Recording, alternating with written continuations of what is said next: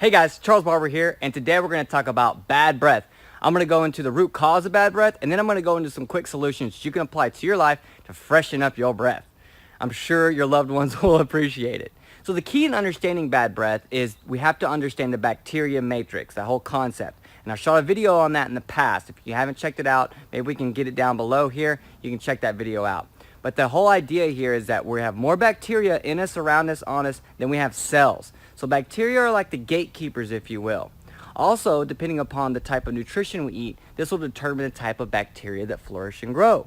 So if we eat too many carbs, too many sweets, or eating too much meat, dairy, then a lot of what will happen is we'll have a certain group of microbes that are trying to break down those foods, which are kind of hard to break down, and they start to ferment, and that fermentation creates this kind of nasty anaerobic smell. You guys ever left any meat out in the garbage or didn't take it out from the garbage and smelt it? Doesn't smell good, does it? Have you ever let vegetables out and let those rot? Those don't smell as good either. They don't smell as bad though, so just something to kind of keep in mind here as we talk. So if we're eating a diet that's mainly, we're mainly eating, meats and processed carbs and sugar, you can almost guarantee that person's going to have bad breath. Now, oral health does have a lot to go into it, but we'll go into that later. But the key thing that I want you to understand is the root cause is your diet. Yes, your diet affects your breath. So by being able to be more balanced, and I talk about this, about the palate, the 5 different flavors. Shot that video, got to check it out if you haven't. We have to understand we have to have all 5 flavors in a balanced way into our diet. Sweet, sour, astringent, salty, and bitter. And once we have these flavors in a balance, then our breath will reflect. It'll be fresh and it'll be balanced. So one of the quick things that you could do to start balancing out your bad breath if you have it is take a note. Am I eating too much meat? Am I eating too much dairy? Maybe I should add more vegetables in my diet. Maybe some more celery, cucumbers, zucchini, squash, greens. Adding these into your diet if you are eating too many processed carbs or too much meat will immediately start to go in there and start to create a healthier, more balanced microbiome, which will then freshen up your breath. The other thing to understand with bad breath is also oral hygiene. We have to understand. And the key thing that we want to take from this is that when we wake up or when we go to bed and we wake up. Because when we sleep at night, guys, our saliva isn't circulating like when we're awake. So naturally, everyone kind of has kind of a funky breath when they wake up in the morning because the saliva is not moving. So I did shoot a video on H2O2 hydrogen peroxide mouthwash that I made, and you can actually use this first thing in the morning. I do this before I even drink water, swish my mouth out, and that'll immediately get that bad breath out. So a good, clean, healthy mouthwash. But using things like Listerine and using things like essential oils is more of a band-aid. The diet is the root, and if you can fix the root, then you can start to turn it over with some of these tools that can kind of help mask things as things click over. So, when we talk about the mouthwash, it's definitely something you want to look into and try it out. But the other thing you want to think about when you think about bad breath is are you flossing? And flossing is so important. We don't do enough of it. I know at the end of the day, I used to rush out. I'd be, okay, got to brush my teeth. I should have been like, hey, I got to go floss, because flossing is more important. Because if you get food stuck in the back of your molars and it's just sitting back in there rotting away, can you imagine how your breath's going to smell there? Right? Not very good. So on combination, if you're eating an unbalanced diet, if you're not flossing, is it no wonder that so many people have bad breath these days?